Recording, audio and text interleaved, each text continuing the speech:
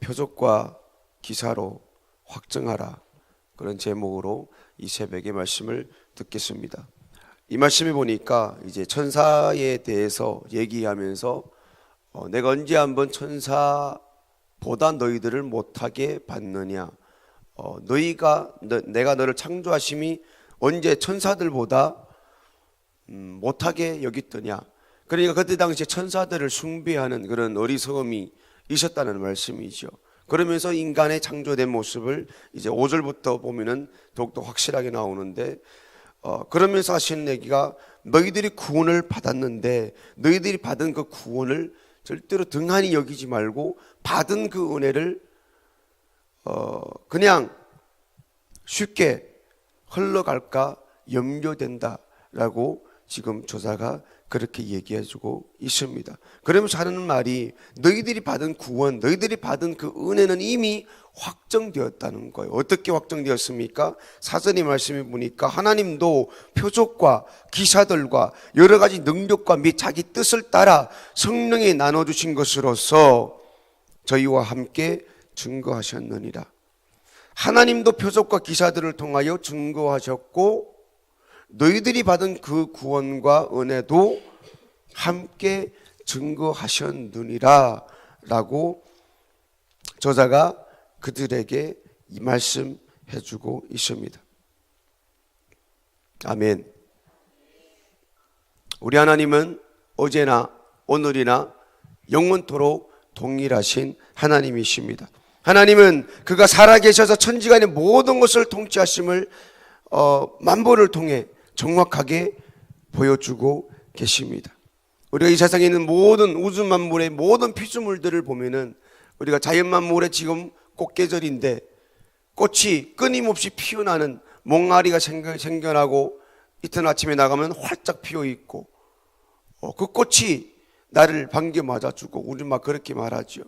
그런 하나하나의 것들을 보면서 하나님의 사랑이 확정되었고 하나님이 살아계시다는 것을 우리가 보며 살고 있습니다. 참 신기하잖아요. 또 신기한 것은 우리가 믿음 안에서 내가 성장하지 않는 것이고 너무 신기해요. 그것을 날마다 두 눈으로 숨쉬며 보고 있으면서도 우리가 어제도 아침에 자고 일어나면 또 그 신앙인 것 같고 믿음도 성장하지 않는 것 같고 그런 모습들을 볼 때 살아계신 하나님 아버지 앞에 내가 성숙되지 않는다는 것이 참 안타깝고 아이러니한 그런 일인 것도 또한 사실인 것입니다.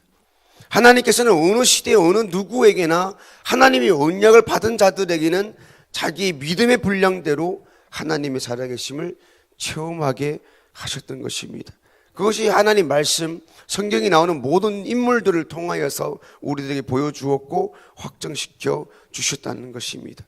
그 시대마다 그때그때마다 하나님께서는 말씀을 통하여서 그 사람에게 하나님의 살아계심을 체험하게 하셨다는 것입니다. 그러므로 우리도 예수를 지식으로 아는 것이 아니라 확실한 체험으로 알고 만나시기를 주의 이름으로 축복드립니다. 그래서 성경에서 하나님을 알라, 힘써 알라, 이것은 체험적인 지식을 말합니다. 그냥 우리가 매일 듣고 히브리서 2장 1절에는 뭐가 있어, 그게 아니라 알라는 것은 지식적인 것이 아니라 체험적인 지식을 말씀해주고 있는 것입니다. 하나님은 살아계시기 때문에 성령 하나님께서 하나님을 믿는 모든 자들에게 하나님께서 베푸신 그 은혜를 체험적으로 깨닫게 하시고 확신을 가지게 하신다는 겁니다. 요즘에 우리 2019년 되들어서면서 성경을 많이 읽고 있죠. 놀랐습니다. 전번주에 저희 조가 꼴찌를 했더라고요.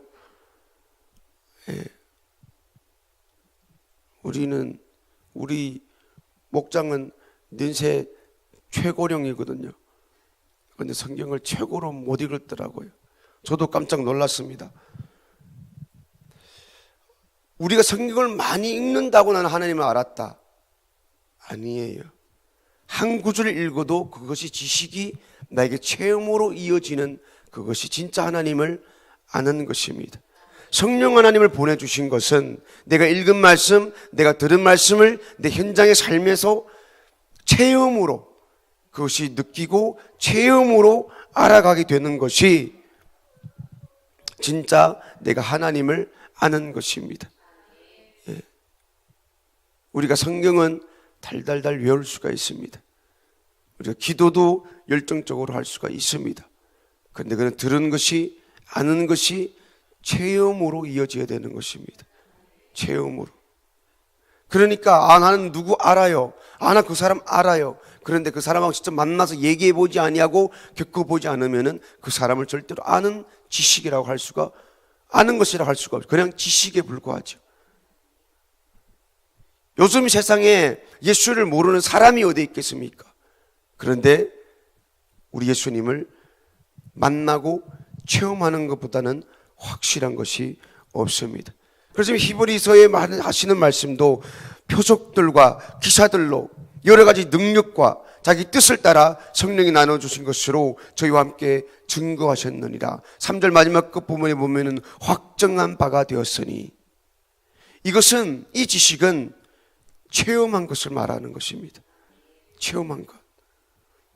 내 20년 전에 그 예수님 만났어요. 아니에요. 오늘 우리가 말씀을 듣는 것은, 말씀을 읽는다는 것은 읽는 즉시에, 듣는 즉시에 주님의 목소리가 현장에 들리는 것이고 현장에서 만나는 그것을 말씀하고 있는 것입니다. 그러면 30년 전에 만났으면 지금은 성경 읽을 필요가 없습니다. 들을 필요도 없어요. 그거 가지고 맨날 울고 먹으면 되니까. 그렇잖아요. 30년 전에 알면 됐지. 우리가 왜 맨날 힘들게 이거 맨날 들고 다니고 또 몇 장 봅시다, 읽읍시다. 어느 목장에서는 1등 했습니다. 이혜재 목사님 전에는 꼴찌 했습니다. 이렇게 창피까지 주면서 우리가 그럴 필요가 없다는 거예요. 왜요? 30년이 만났으니까. 근데 아이러니한 게 뭡니까? 그 여자와 30년 전에 만나서 지금까지 살고 있는데 그 여자를 지금도 모르고 있다는 겁니다. 우리 담임 목사님도 그렇게 얘기했던 것 같은데, 같이 살고 있는데 모른다는 거 참 이상하지 않아요? 그런데 우리는 누구를 안다고 그래요. 우리는 하나님을 안다고 그래요. 언제 만났다고 그래요. 제가 많은 간증을 들었습니다. 수술대에 들어갔더니 예수님 머리밭에 서서 계셔서 나보고 안심하라, 내가 너와 함께한다. 근데 그 사람 지금 교회에 없어요. 이상하지 않아요? 너무 이상하죠. 어제의 만남이 오늘도 만나고 그것이 계속 이어져야 되는데 20년 전에는 만났는데 오늘에 보면은 그 예수가 나에게 없어요. 말씀 읽는 게 뭡니까? 어제도 체험되고 오늘도 읽는 순간에, 듣는 순간에 현장에서 체험으로 이어져서 확정한 바가 되어야 한다는 것입니다. 말씀을 통하여 중풍병자가 현장에서 일어나고, 문둥병자가 깨끗함을 입고, 눈먼 소경이 눈을 뜨고, 죽은 자가 살아나는 현재성 있는 능력이 나타나는 것이 복음입니다. 복음은 옛날 것이 아니요, 2000년 전 것이 아니요, 오늘 이 새벽에 체험하는 나의 것입니다. 현장에서 체험하는 그 사람의 것입니다. 어제 복음 아닙니다. 무엇이 복음입니까? 다른 사람한테 나타나는 거 나에게는 복음이 아닙니다. 다시 말씀드릴까요? 이 새벽에 다른 사람의 몸에 나타나는 거 나에게는 복음이 아닙니다. 복음은, 기쁜 소식은 이 새벽에 현장에서 내 몸에 체험되는 것이 복음입니다. 그게 기쁜 소식입니다. 아무리 승리의 기쁨의 소식을 들고 옆 동네에서 찾아와서 우리 이겼다 외쳐봤자, 유앙겔리온 아무리 외쳐봤자 그것은 나에게 기쁜 소식이 안 됩니다. 승리는 나의 몸에 현장에서 체험되는 것이 참된 나에게 복음이 되는 것입니다. 예수 그리스도 2000년 전에 십자가에 죽으심이 이 새벽에 나의 귀에 주님의 목소리 들려오고 내 몸에 현재성 있게 경험되고 체험되는 것이 복음이라 라고 우리가 외칠 수가 있는 것입니다. 아멘. 남한테 100번 1000만 번 일어나면 뭐합니까? 나에게 일어나지 아니하고 나에게 체험되지 않은 것은 나는 복음을 받았다, 안다, 믿는다, 하나님은 살아계시다 라고 말할 수가 없습니다. 또 아이러니한 것이 뭡니까? 내 안에 예수를 만나지 못하고 그 예수를 나가서 예수 믿으세요 하는 것이 참 이상한 겁니다. 이상한 거예요. 사랑을 우리가 그냥 지식적으로 배워가지고 누구한테 가고 나는 너 사랑해, 이것보다 거짓된 것이 없습니다. 그래서 복음이 뭡니까? 내가 실제적으로 현장에서 그 복음을 만나는 거, 내 몸에 그 복음이 찾아왔을 때에 내가 체험되는 거, 우리는 그것을 복음이다 라고 말씀해 주고 있습니다. 하나님의 말씀은 모두 내게 이루어져야 할 은혜인 것입니다. 그러니까 자신에게 닥친 온갖 고통과 저주와 불가능의 문제를 해결받아야 그것이 복음인 것입니다. 나도 몸이 지긋지긋하고 아파요. 그 옆에 있는 사람들도 아파요. 근데 옆에 있는 사람이 기도했더니 나았대요. 복음을 만난 겁니다. 그게 복음입니다. 백날 첫날 내가 기도하는 데에 나음이 없습니다. 아직 복음이 나에게 없는 겁니다. 복음은 현장에서 체험하는 것입니다. 그럴 때에 나는 복음이다 라고 말할 수가 있습니다.